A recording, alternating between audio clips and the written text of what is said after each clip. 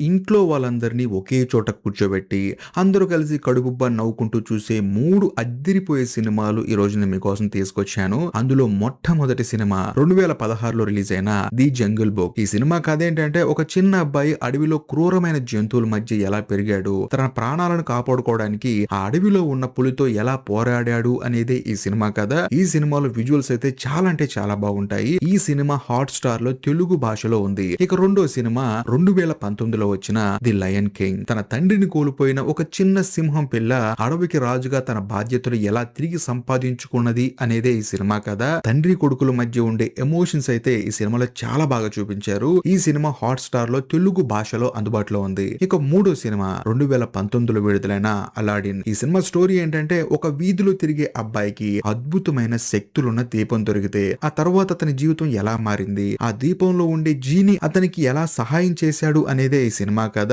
Music and comedy ఈ సినిమాలో చాలా అంటే చాలా బాగుంటాయి. అంతేకాకుండా ఈ సినిమా హాట్‌స్టార్ లో తెలుగు భాషలో ఉంది.